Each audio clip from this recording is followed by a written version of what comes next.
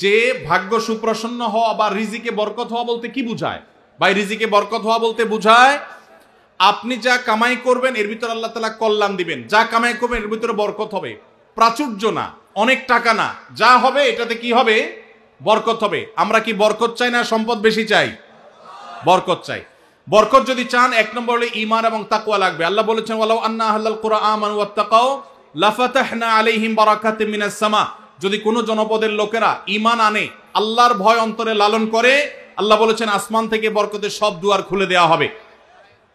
এজন্য ভাই ঈমান যদি থাকে, তাকওয়া যদি থাকে, গুনাহমুক্ত জীবন গড়ার সংকল্প যদি থাকে, বরকত আসবে জীবনে। নাম্বার 2, ইস্তেগফার বেশি বেশি করলে আল্লাহ বলেছেন সূরা নূহের মধ্যে, যদি কেউ ইস্তেগফার করে, নূহ আলাইহিস সালাম তার জাতিকে বলেছেন ফাকুল তুস্তাগফিরু রাব্বাকুম ইন্নাহু কানা গাফফারা ইউরসিলিস সামাআ আলাইকুম মিদরারা ওয়া ইমদিদুকুম বিআমওয়ালিন ওয়া বানিন ওয়া ইয়াজআল লাকুম জান্নাতিন ওয়া ইয়াজআল লাকুম আনহারা।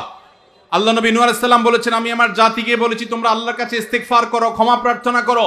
বেশি বেশি ইস্তেগফার করলে আল্লাহ তাআলা রিজিকের মধ্যে বারাকা দিবেন, অভাব দূর করবেন, সম্পদে এবং আল্লাহ তাআলা বরকত দান করবেন। তাহলে 2 নম্বর আমল হলো ইস্তেগফার করা, রিজিকে বরকত হবে ইনশাআল্লাহ। নাম্বার 3, শুকর আদায় করা। আল্লাহ বলেছেন লা ইন শাকারতুম লা আযীদান্নাকুম।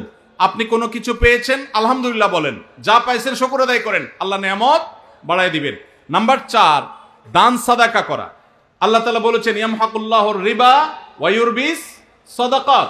আল্লাহ সুদকে ধ্বংস করবেন, তবে সাদকা এবং দান এটাকে আল্লাহ তাআলা বাড়িয়ে দিবেন।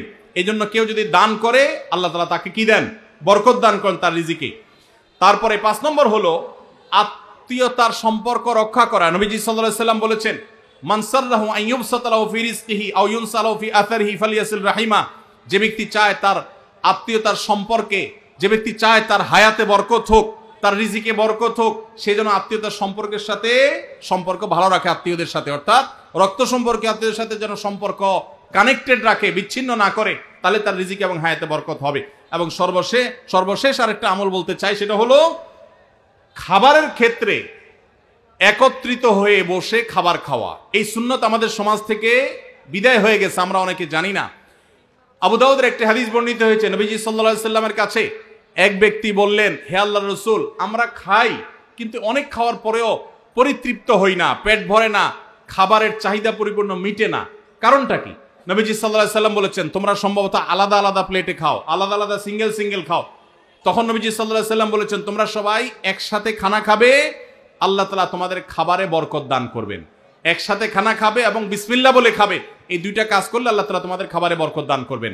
এজন্য ভাইরা, বাসা বাড়িতে এক প্লেটে স্বামী স্ত্রী 2জন আছেন, এক প্লেটে খাবেন।